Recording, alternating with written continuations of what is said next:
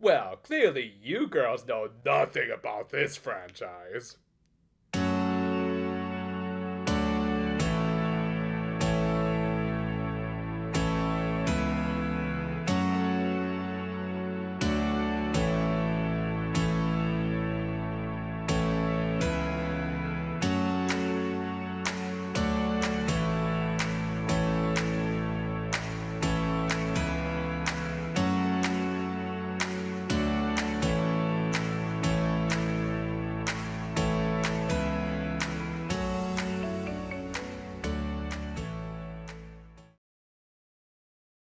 We return to this series with Nagisa practicing some proper hygiene before getting a call from her dad. As it turned out, Daddy Dio had forgotten some important documents and needed Nagisa to deliver them to him before an important meeting. Thus, she tried to cancel a shopping trip with Honoka.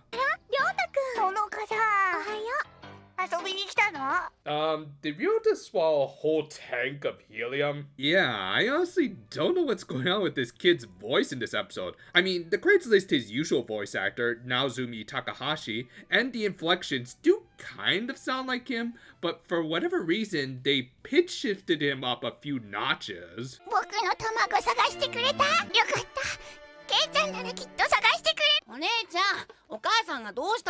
I mean, I usually don't like Ryota's voice anyway, but this semi-Muppet voice is just plain distracting. I found it easy to accept Pop Harukaze sounding like her mom in one episode.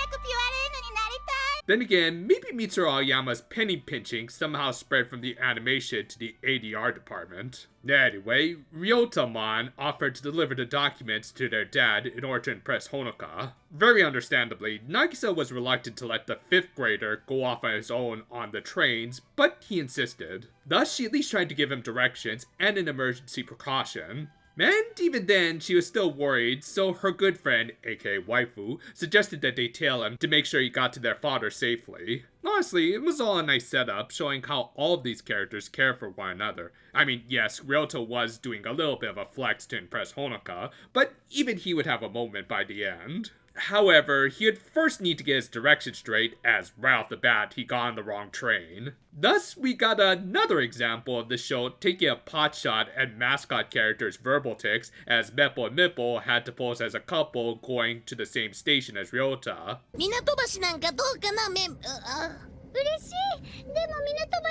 Are Domonkashu and Relia Peacecraft lost or something? Also, if y'all have known how pointless verbal tics have been since the very beginning, why do you keep doing them? Meanwhile, the Dark Seeds were finally catch on to the fact that Polun had the power of the Prism Stones. Yeah, only took y'all about a quarter of the season. Thus, the little MacGuffin himself predicted their arrival, which seemed to hint that they were nearby, perhaps even with Ryota. It of course turned out to be a false alarm, though they might have gotten something far worse than any Zakenna attack. Whoop, it's the start of yet another pandemic. Thanks a lot, asshole. Eventually, they reached the district where their father's offices were, but Ryota got distracted when helping a little old lady. As a result of that, and earlier losing Nagisa's directions at the platform, Ryota was again lost. Thus, he opened his sister's aforementioned emergency kit, which turned out to be a good chunk of her allowance to pay for cab fare. However, as we said, Ryota decided to do his sister a solid and didn't spend the cash, and instead only pulled over a taxi to ask for directions. A nice deed, again showing the amiable side to all of these characters. And I'm sure the cab driver appreciated being pulled over for nothing, especially considering what a bright future lies ahead of them. Anyway, he finally reached the offices, which were Twin Towers. Honestly, I'm proud of us for not. Totally. Would have been cheap. Though, I think we can at least say Simpsons did it, as Ryota ended up going into the wrong building. The Precure followed, not knowing they themselves were being followed by Regine, who was looking for answers about Polun. They ended up fighting a less body-horrifying Katsuhiro Otomo monster in a decent fight for an Aoyama episode, if only for the unique skyscraper setting. Seriously, we need more fights where the Precure fight in high locations. Now, of course, they were saved by Pollude and the Braces, which still wouldn't give away where the power of the stones were to them, because these villains are as dense as lead. Anyway, while this was all going on, Ryota managed to deliver the documents. 気をつけて帰るんだぞ。 Also, maybe take a few of these on your way home there, kid. But yeah, an okay episode that mostly works thanks to some decent comedy and the wholesomeness of the Bisumi family. 黙り。さあ、明るく笑って。 Okay, that just had to be an ad-lib on Koyasu's part they forced everyone else to get in on. The man lives by his dad jokes, and I can respect that. 39 opened with Nagisa just barely making it to class, and yet their teacher was gonna let it pass as she was in a good mood. Because as it turned out, Yoshimi-sensei was getting married much to her delight. Though not so much to her students, as it seemed like she'd have to move due to the groom's overseas business. Okay, so now I have to say Doremi did it? Well, okay, that does kind of roll off the tongue a little better than Simpsons. Yeah, not too surprisingly, this was written by the exact same writer of episode 30 of Ojamajo Doremi Sharp, Yumi Kageyama, though I don't think that's necessarily a bad thing, as I keep saying, due to the Shosai extension, much of the staff was in a bit of a rush, so rather ironically, Kageyama retreaded something that she did with another sudden sequel series. And to be fair, this was a little different than that Doremi episode, as not only would Yoshimi actually get hitched by the end of this, she and her partner had already agreed to go with a long-distance relationship, which would even be resolved by the end of this, with the group not needing to go abroad by the end, so yeah, there wasn't much of an actual conflict in regards for Yoshimi specifically. Barely an inconvenience. Instead, it fell more onto the Precure and the rest of her students to hold up the plot. And while it does make sense to go more with them, I also would have liked to have seen a little more from the bride's point of view. みんなまだいたの？サンバ、俺！ Okay, teachers gonna have to add a few cultural sensitivity lessons to the curriculum. But yeah, they decided to put together a patchwork quilt with every member of their class contributing fabric to it. It was a nice setup that led to some callbacks from previous characters like Mayu and the Phony Cures. Even Mrs. Misumi got in on it, with Nagisa asking about their marriage. It was all cute and pretty wholesome, except for this part.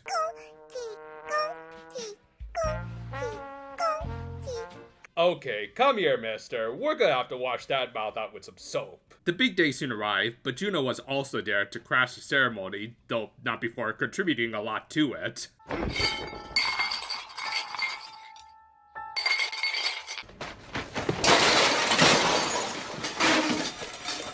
He was of course there to learn where the power of the stones were from the Precure. This led into a kind of meh fight between the two factions, with only having two kind of notable moments. One being this speech Juna had about how their world was a minute existence in comparison to Jarki, who, to be fair, is basically a living black hole that would be able to achieve absolute dominance over the universe if he ever got the stones. However, the Precure rebutted with an equally valid point about how even the tiniest existences deserve to find their happiness. A decent moral exchange, and probably the highlight of this fight. The other kind of notable element was... Just ignore the fact that y'all haven't gone one episode without Pollude's help ever since he got the powers of the stones. I guess you could say this was important in that it confirmed that they are gaining levels, but they're still gonna rely on Pollude after this, so it's a bit of a moot point. Anyway, the episode ended with Yoshimi getting hitched and her students giving her the quilt they made for her.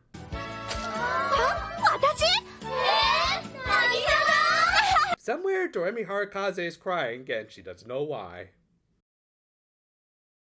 Episode 40 found Honoka home alone over the weekend when her grandmother decided to spend time with an old friend. Thus, in order to avoid an encounter with the wet bandits, her grandmother actually suggested that she invite some friends over. Yeah, lady, Honoka is a good girl now, but I would not suggest letting her do this for the remainder of her teenage years. Case in point, when she only asked Nagisa if she wanted to come over, she ended up bringing over all of their friends too. Granted, they didn't at least freeload and even help make dinner, something that Nagisa probably wouldn't have been able to do on her own. できた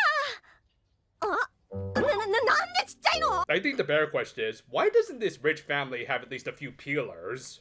At the same time, the Seeds were having their own dinner served by these two numbnuts who remained the best part of the show. Belze also hinted at some more sinister intentions underneath all of the simping for their king. Back with the Precure, their friends of course brought up the topic of love interest, which while I could make another Nagisa/Honoka shipping joke, there was a tragic undertone to Honoka denying that she had anyone in mind. Because, along with the butler Zakenna, we also can't forget about the OG best boy. And having been reminded about Kia, the two also remembered what sort of massive conflict they had found themselves in the middle of. Fortunately, Nagisa was there to remind her partner that she was there for her, and honestly, this is just a really good interaction between the two, reminding us of how much they make a great team. However, after such a nice moment, someone just had to come in when our heroines were at their most vulnerable in their sleep. Though kinda surprisingly, Belze didn't even try to maintain any sort of facade.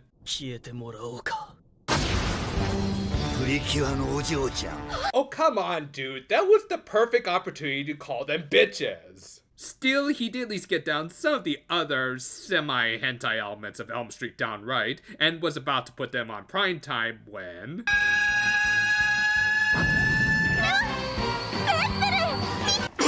Yeah, don't you just love it when the God Baby can pretty much make up new powers on the spot, like breaking into people's psyches? Anyway, the resulting fight was short and pretty underwhelming, and while they were able to beat Belze with just the marble screw, I still maintain that they needed Polun's help to bail them out. Still, at least we ended on a nice note of legit Yuri shipping that I can't really joke about when they're just being this blatant. Most importantly, this episode did delve further into the relationship between these two, which is going to be very important soon. The following episode focused on yet another tournament match with Nagisa's lacrosse team. Jeez, and I thought DBZ tournament arcs were long. At the same time, the Seeds had their own concerns. What,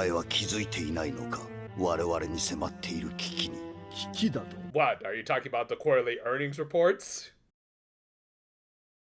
Actually, this was calling back to the last episode, as Belze had realized that since they were pretty much the offspring of their king, they had inherited all of his major strengths and weaknesses. Juna would take this into consideration as he launched their next attack on our heroines.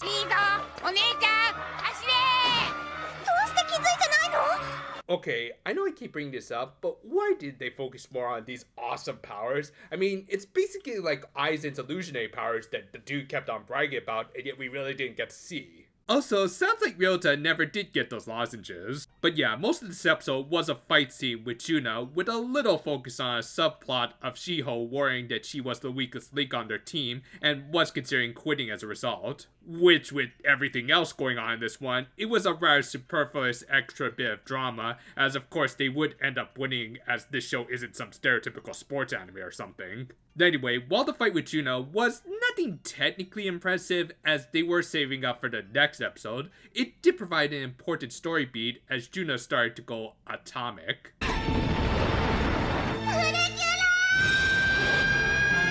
Yeah, so this fight is pretty much over, so we may as well just go on to the next one and...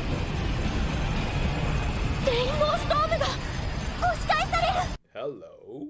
Yep, as it turned out, Polud's Deus Ex Machina-ness had finally started to dry up as Juna's limit break overpowered all of them, including himself. They were saved by a direct intervention from the stones that just came straight out of Polud to protect them, but at the very least, this was showing that they couldn't just rely on their rainbow braces anymore. And as for Juna, and in turn all of the Scenes, they had indeed inherited their creator's black hole-like body that would inevitably collapse in on themselves. Thus, a little suddenly, but understandably, they decided to pull a Starscream and seize the power of the stones for themselves to survive, and finally, and I do mean finally...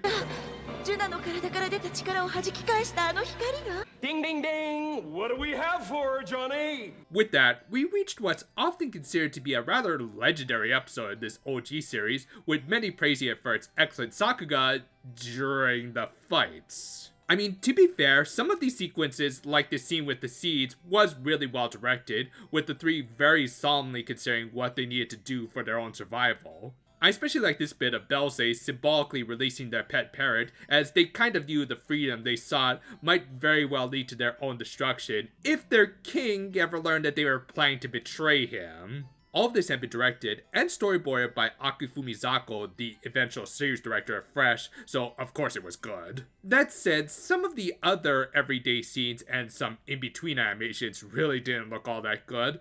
But still, overall, I'll say right now, this is probably one of the best looking episodes, with just those more underwhelming sequences sticking out more because of it. あまり考えたこともなかったな。にとって一番大事なこと。大事なこと。 Not yet, Manatsu. Wait until at least after a pandemic.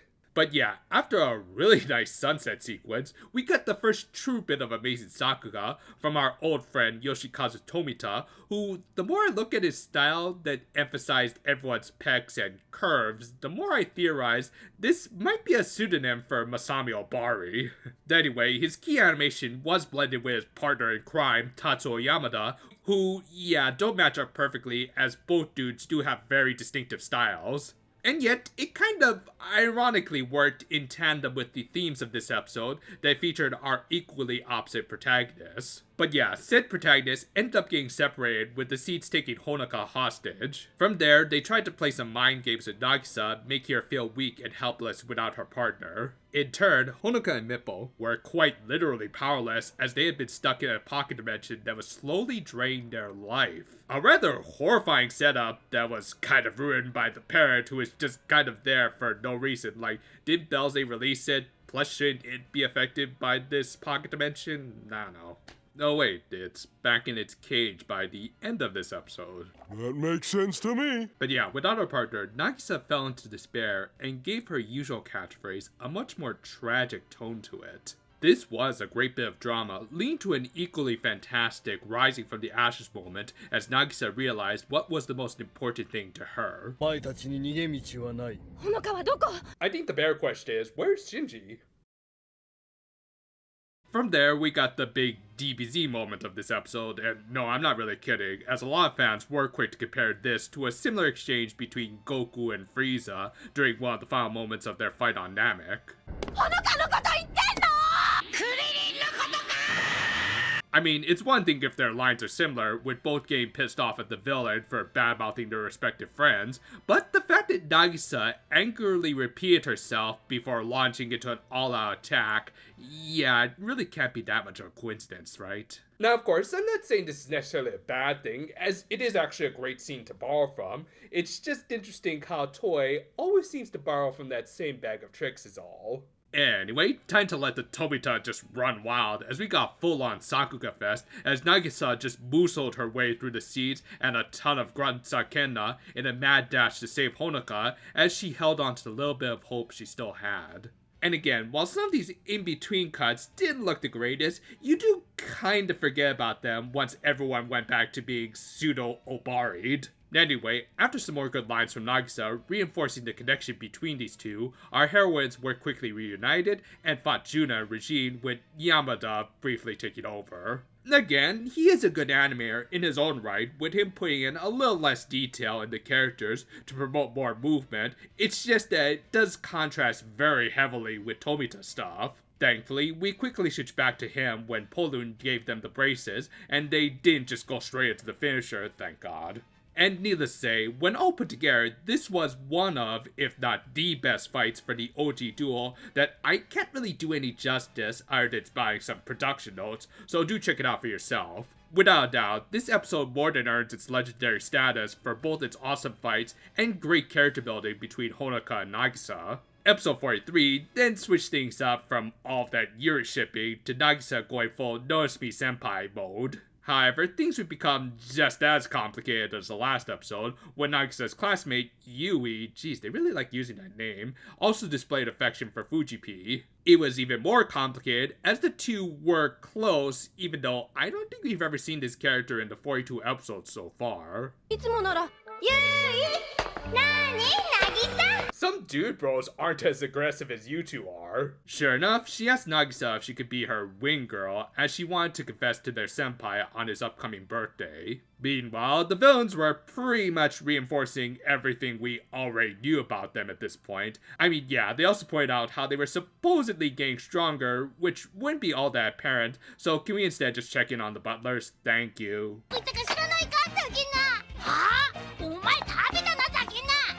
I'll personally pay for a sitcom spin-off featuring these two. Back with the ever-expanding love triangle, Nagisa and Yui ended up asking Honoka for advice, which after the second girl left, Honoka rightfully asked her friend if she was really cool with all of this, and Nagisa could only muster up a weak, well, she's just doing it for a friend excuse. Anyway, after noticing that Fujipi was nursing a minor injury, Nagisa realized that she could make a charm to wish him some good health, which she said in front of Yui, who decided to take that quote-unquote advice. Yeah, can we just go back to the badass drama from the last episode instead of all of this soap opera drama? Nagi, wow! Oh, have I been saying her name wrong this whole time? Well, okay. So, Nagi Wow was dealing with all kinds of issues between her unrequited feelings towards Fujipi and snapping at her friend when she couldn't be honest with herself. Said friend had her own issues.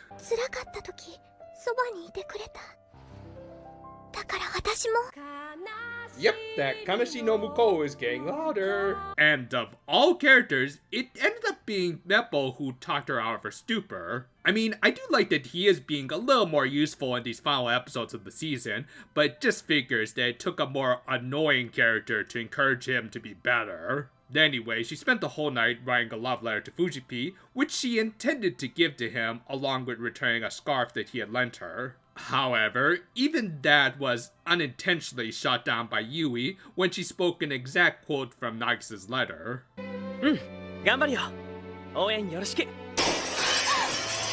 Oh god, it's getting louder with every additional quarter to the triangle! I will say, some of these sunset shots are at least really nice and otherwise kind of meh looking episode. This even extended to the requisite fight of the week, where Regine came in kind of out of nowhere to just challenge a heartbroken Nagisa. As a result, it did kind of justify the lack of finesse in her punches, though not so much with everything else in this fight. But yeah, Honoka came in as the true wing girl of this episode to lift up her partner in more ways than one. They forced the villainess to retreat, and the episode just kind of ended there. Yeah, no big resolution, or at least checking in on Yui and Fujipi. Our heroines just kind of walked off, the credits played, and of course this writer would make such a smolty script. Granted, they did kind of continue this plotline in the next episode, but at least try to keep your stuff self-contained is all I'm saying. Anyway, this is also the requisite Christmas episode, which for the Japanese was basically a second Valentine's Day, where the normies would hook up on the holy night. Yeah, Nagisa, your pain is all our pain too. Though they did at least have some of the other traditions to look forward to, which they tried to explain to Poloon. No, you see, Poloon, the couples only take the first steps to getting a kid tonight. The rest will happen over the next 9 months or so. Meanwhile, Jerky was actually doing something different by doing Beers' job for him. Like, seriously, doesn't this look like the plan of the Supreme Kais? But yeah, an effective way of building up the big bad of the show, and understandably making the seeds a little more uneasy and certain that they needed to break off on their own. Yeah, I think I kind of prefer you as the Karen. Meanwhile, the Verone Academy was celebrating Christmas with a rock concert that, unless they play Jingle Bell Rock, I ain't interested. Though I will give points to these Boomer on Boomer diss tracks. Of course, Nagisa tried to enjoy the festivities, and she even got an early Christmas present when she learned that Fujipi had dumped Yui, saying that he was interested in another girl. Anyway, they also hinted at some future events involving a choir contest, along with some past events involving a certain best boy. Well, I'm sure this isn't some blatant foreshadowing or anything. Anyway, Nagisa took advantage of Fujipi's excitement for the snow to... Do you want... Nope, we're not dealing with any more licensed music in this review. That said, it sounded more like they were cooking a snowman rather than building one.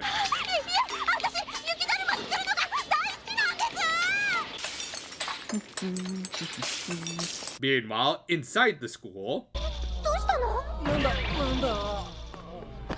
Okay, who spiked the eggnog, and where can I get some? Nah, of course, it was the work of the seeds, though I don't know why they had to make it look like they were all coming off a bender. Back with Nagisa and Fujipi, they had finished making their snowman, resulting in quite the Christmas miracle. Frosty, the snowman, was an angry SOB. He was made of snow so that he could blow your brains in tonight. They quickly defeated Swole Olaf, whilst letting Fujipi get buried under some snow. Yeah, I'm pretty sure sleeping with a snow blanket is never a good idea. But no time to worry about that, as they also had to deal with Belze. For example, I've clearly mastered the art of ventriloquism. Seriously, that sloppy ADRing was just the cherry on top of an otherwise pretty mediocre fight. Fortunately, something actually good and interesting did come out of this when the child Polun had mentioned appeared before the Precure. With the king's influence growing stronger, some ripples were forming, allowing Kia to briefly break through Jarky's boundaries and tell our heroines about the approaching darkness. With that, the episode ended with Fujipi somehow surviving all of that, and getting an admittedly nice shipping moment between him and Nagisa, while Honoka watched. As mentioned previously, the next episode focused on a choir contest that the Precure's class had qualified for. However, their conductor, Chiaki, was unsure if they had gotten the right song. なんかこう簡単だけどインパクトのある曲なら Well, maybe you could play a little tune with your flute that also doubles as a wand and a sword. Nagisa suggested that they try and find a new one at the music store because of course these kids don't have to deal with copyright issues. やっぱり今からじゃ無理か。いいアイデアだと思ったのに。 May, I think the girl over there found something good. Eventually, they did find something, though understandably, their class was hesitant of the sudden change in songs, especially after they had put so much time and effort into the original one. Fortunately, they were won over by the power of series synergy. I was also thinking that we could get everyone to do a Kozolsky kick dance for no particular reason. With that, they managed to get everyone on board for the song, but there were still concerns on whether or not Chiaki would be able to conduct everyone to a successful performance. And while I certainly can't speak for anyone who's been a part of a chorus, I thought this was pretty decent drama, as she was struggling with coming up with a proper tune, as she felt like something was missing, leading to a decline in morale for the rest of the group. Eventually though, our heroines ended up inspiring Chiaki to include some solo parts that they would have to perform. 私たちがソロだなんてぶっちゃけありえない。 Well, y'all do have to sell those leftover CDs somehow. The day of the performance soon arrived, but of course so did the seeds. This forced the Precure to deal with them, just as they were needed on stage. Thus, it became a race against time to deal with the baddies before their solo parts came up. Oh yeah! Uh-oh. Huh? And the resulting fight was kind of meh, partially due to the typical frugal Mitsuru Aoyama animation, where they clearly recycled some old key animations, and also they tried to use the ending theme from the choir as some sort of like epic insert song, I think, which, yeah, I don't hate the song or anything, but I also wouldn't exactly call it a fist pumper with how easygoing and happy it is. If anything, it just made this fight more laughable, especially when Judah tried and failed to come in with a Superman, so okay, maybe it's not that bad. Still, it's certainly no shining card, which we may or may not hear in just a bit. Anyway, they just did the usual fare, with Polun giving them their last minute power-ups, and our heroines themselves coming in at the last minute to do their solos. Kind of an underwhelming filler episode, especially this close to the finale. With that though, we reached the final four-parter of this show, with the seeds themselves becoming aware of their episode count and ha! Well, now y'all are officially on Mr. Burns level of intimidating. Congratulations. Anyway, they decided to launch their final gambit to steal the power of creation from Polun. This first involved getting as close to the Precure as possible, which was easy for them as they could hide their presence from normal people, whilst our heroines were forced to look at them, follow them all the way to school. Obviously, they tried to isolate themselves from any innocent civilians, but you know, I also kind of would have loved to have seen them follow the Precure all the way to school. Hey, what you say? Math? Hey, did you know you could write boobies in your calculator? Anyway, we then got a fight with more poorly implemented slow motion than a Zack Snyder film. Seriously, that stuff doesn't work when everyone else is moving at normal speed. All the while, Jarky was waiting like a kid on Christmas for his power of omnipotence. 私は完全なものになるのだ。 Then I could totally rub it in that a-hole Cell's face. And eventually, the Seeds were able to force Pollude out into the open, even though, as we've seen, he could give them their braces from any location, like he did in just the last episode. So, yeah, in hindsight, giving the powers of the Big Bang to this little kid might not have been a good idea. And if that wasn't forced enough, Belzé managed to extract the power of the stones by simply repeating Wisdom's spell that he somehow managed to piece together. 漫然としていたと思うのか。お前の能力は読み取らせてもらっ It especially helped when we got to see our parrot peck at your head every day. Yeah, I'm just gonna call straight up BS on this. Like, how were they able to piece together this whole incantation just from some random conversation bits from Wisdom? And why would the stones even react to anyone besides the Guardian himself? Seems like a pretty iffy spell is all I'm saying. Anyway, the power of the stones were returned to the original vessels and into the hands of the Seeds. With that, our protagonists were forced to regroup and think up their next course of action. This involved some cheerleading from the Fairies, and at least a nice exchange between our main duel. From there, we did get a nice montage of them reflecting on everything they had done at their school over the course of the season, which helped to solidify their resolve to protect them from the oncoming threat that they would have to face head on. This resulted in actually good application of an insert song, with the aforementioned Shiny Star making its return as they suited up for their final battle. Honestly, pretty epic stuff, though I probably could have gone without the MCU Skybeam.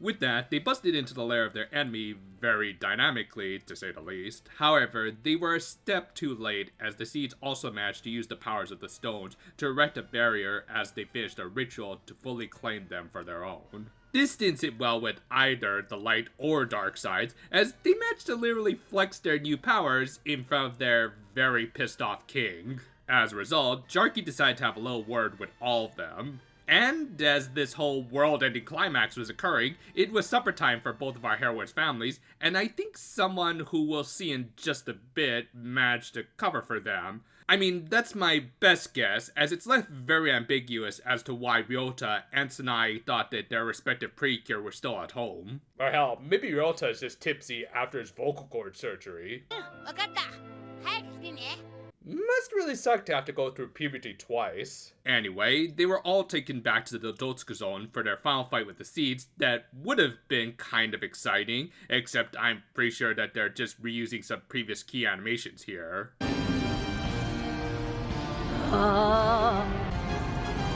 And I'm absolutely sure that's some reused animation because we just saw it a few minutes ago. I mean, don't get me wrong, we're gonna get some awesome animation in just a minute, but I still kind of wish they didn't resort to something this noticeable. I mean, come on, a commercial can only cover up so much of your shy production.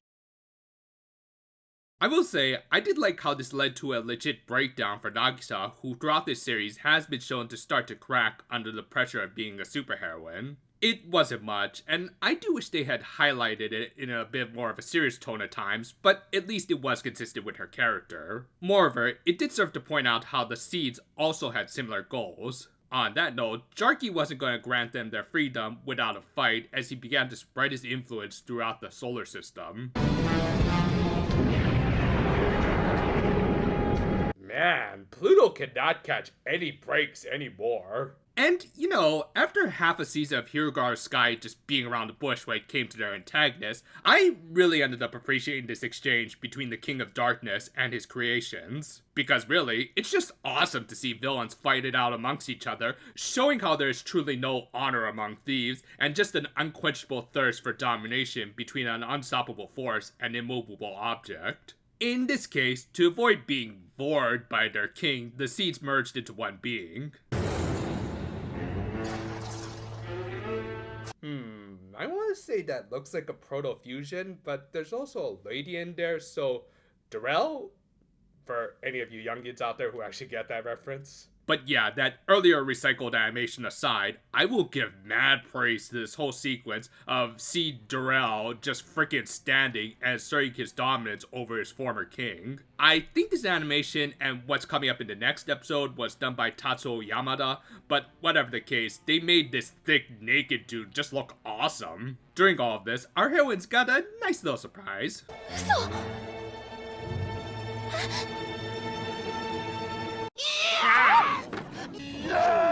With that, we rolled right into the penultimate episode with the best and probably one of the only villain-on-villain fights of the franchise, with Yamada just going ham with some of this animation. Like, if you ever wanted to see a couple of anti-spirals go all out, well, here you go. Meanwhile, Kira explained the situation to the Precure, as well as how no matter which one of these baddies won, darkness would end up overtaking everything, and that there was little they could do to stop it. Thus, he figured he could at least take his friends back to Earth to at least enjoy their final moments in peace, but... 全てを生み出す力を取り戻すために来たのよ。命は自分たちで切り開くしかない。 Again, while some of the plot here isn't structurally written the best, it is moments like this that do make you realize why this franchise has lasted as long as it has. No matter how impossible the odds may seem, they represent an unbreakable hope for a brighter tomorrow that they will fight for until their last breaths. It's a simple yet very powerful ideal that rightfully has won over many fans over the years.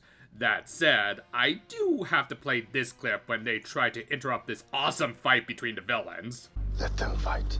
As a result, they ended up fighting the well-endowed baddie, their words not mine, in a decent exchange, though the result was pretty obvious when they tried to use their finisher way too early. However, with some help from the Queen, Polun and Wisdom managed to lend their powers to the Precure. Yeah, even though he didn't have the power of the stones anymore, I guess this little fairy had some innate powers. I don't know, this character's just kind of a walking cheat code. One that even required a very specific code in order to work.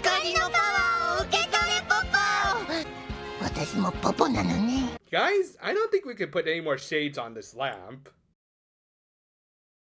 Really, my biggest complaint was that Kia was unable to do much in the fight as a result. Regardless, we did get a much better exchange between the Precure and C. Durrell after he made this face that I'm surprised hasn't become more of a meme. Unfortunately, by weakening him, the king, who I have to admit I love how he was just chilling in the back this whole time, to reabsorb his servants and the power of creation. From there, we then got a different kind of chilling as they slowly start to break down until...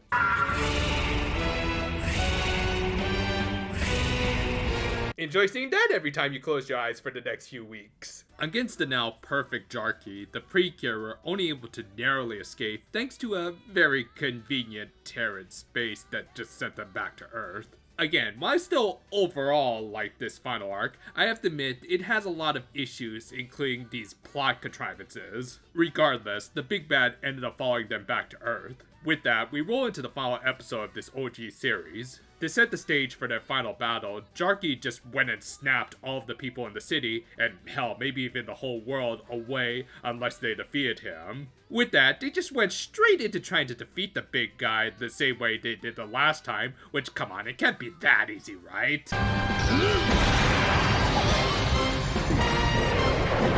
Yeah, screw tasting the rainbow, just punch the damn thing. But yeah, while this final episode didn't have some of the amazing Sakuga of the penultimate, just the sheer spectacle of now getting a proper fight with this big dude kind of made up for it. I mean, come on, how many modern Precure series can you say pulled a Man of Steel minus some of that needless edginess? Unfortunately though, the festivities had to be interrupted by this little cheat code again, who even the Queen confirmed he did indeed have a great Deus Ex Machina power within him, not connected to the stones. Oh well, clearly I have nothing to counter that, so I'll just give up and psych, screw you, you little puffball. Nah, of course, he somehow produced a power seemingly even greater than the stones, because why let our actual superheroes resolve things on their own, and instead just rely on this toy to resolve all their problems. And while I will again praise the spectacle and even some of the great animation for the Rainbow Storm here, doesn't this all just kind of seem like... Look, there's inductive reasoning, there's deja vu, there's language processing, there's deja vu. Hell, while Danzig Futari is a great opening song in its own right, and certainly a nice tune to end this series out on, I just don't think it holds a candle to Shining Star as an epic climax to a final boss battle. But yeah, after being defeated yet again in almost the exact same way, Jarky was gone once and for all, or at least until the next season. Speaking of which, after decompressing a little, and getting some strong hints that Granny was in on their secret,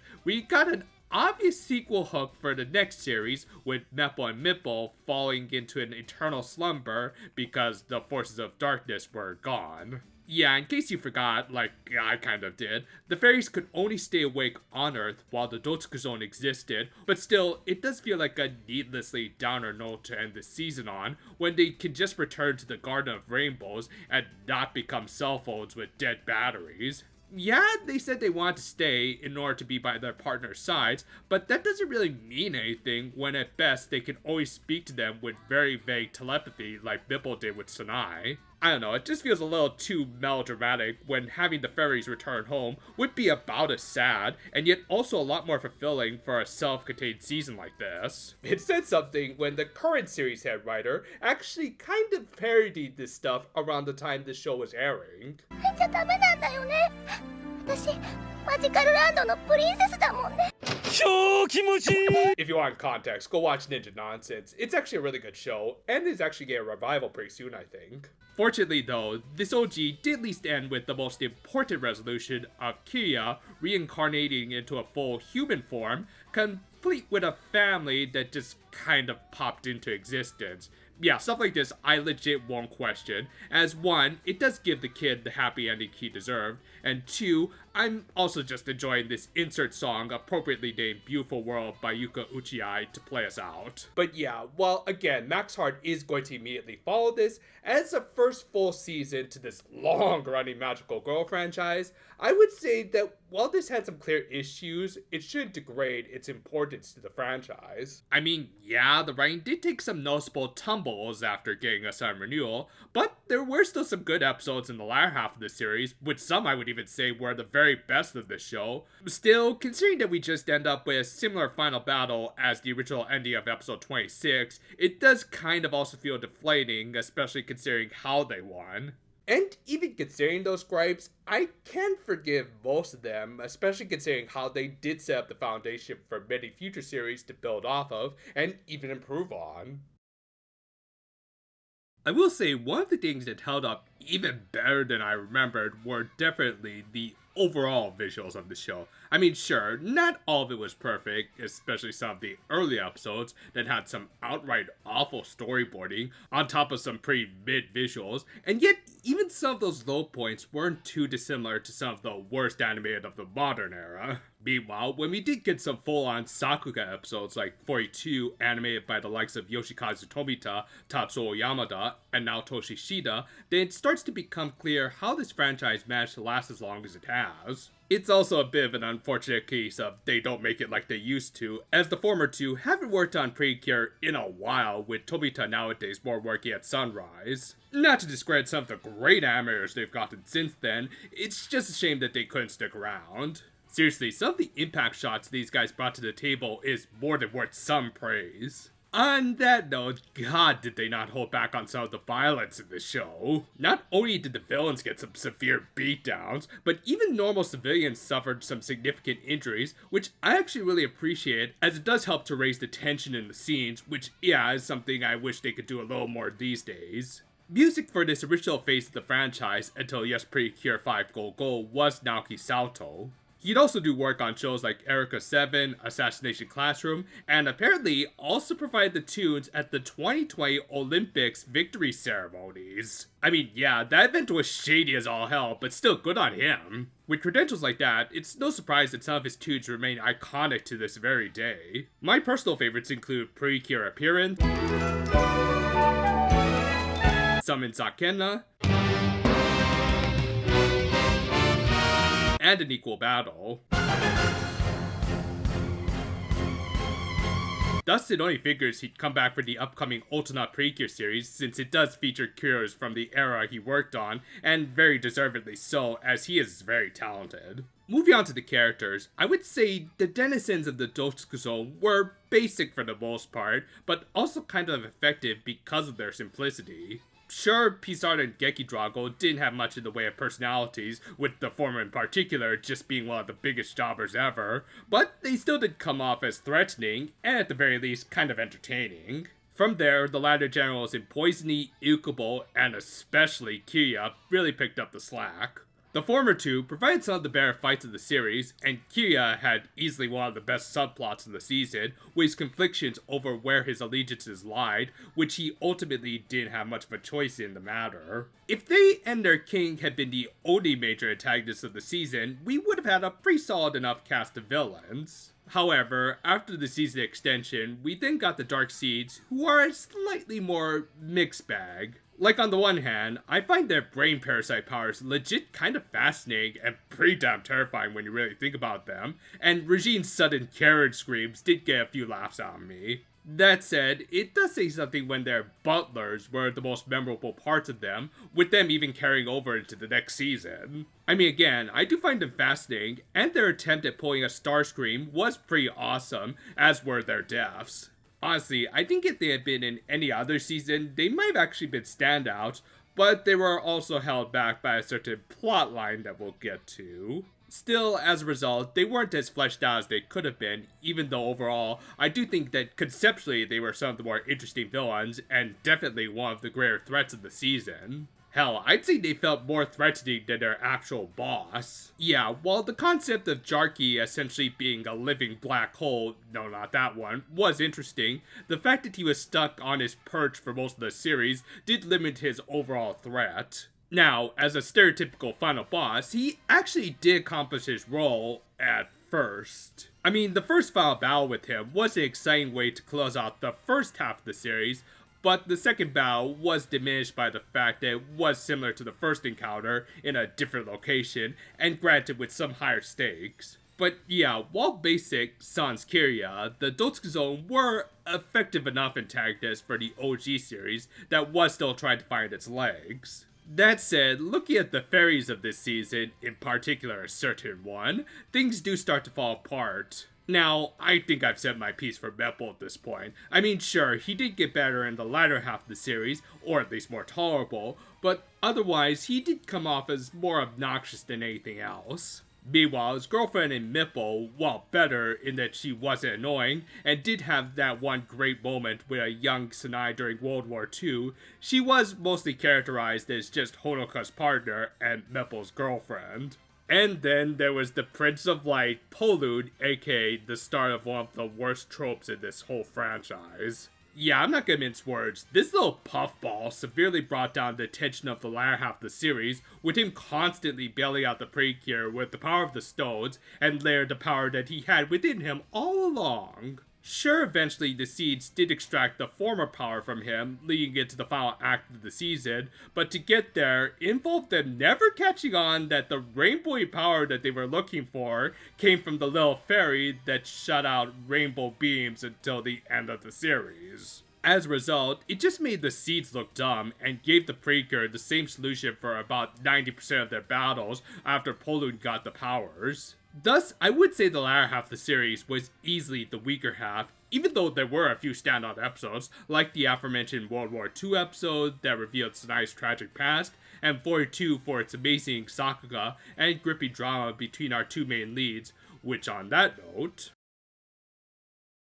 While it's easy to say that the slightly over-the-top action of this magical girl anime caught everyone's attention, and it certainly did to a degree, that alone likely wouldn't have maintained people's attention, at least not to the point that would justify another season and a half or so. No, I think the real deciding factor for the longevity of this eventual franchise was on the backs of these two, and they more than shouldered it. One of the more fascinating aspects that we brought up about Nagisa and Honoka were how both girls were kind of cases of don't judge a book by its cover, which stood out even more when the two seemed like total opposites of each other. For instance, for at least the first half of the series, I'd actually argue that Honoka was the true lead with how assertive she was. Not that Nagisa wasn't an effective main character either, as she was surprisingly grounded and often did provide a rather sensible perspective over everything that was going on around them. As a result, it could lead to some good drama between the two that didn't feel melodramatic,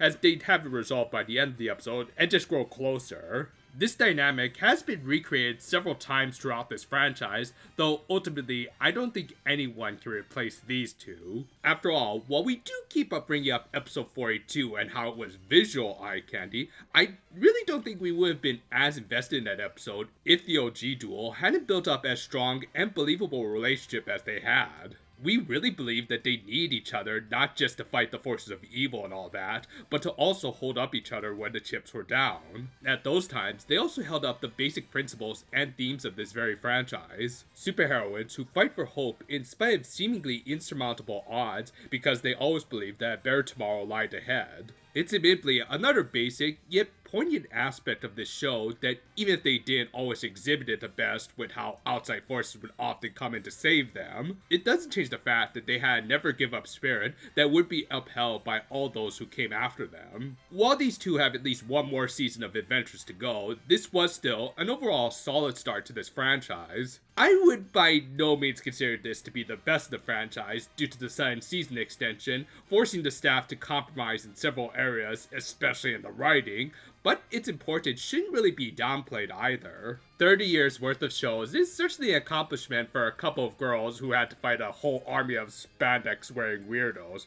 Maybe that's why they don't work with Sentai that much these days. With that though, we're not going to go straight into Max Heart just yet, as there are a few side projects that we do want to tackle first. After all, not only is Halloween and a few other shows around the corner, but we also want to do some commentaries in regards to the current season, in particular when compared to one of my favorite games of the year.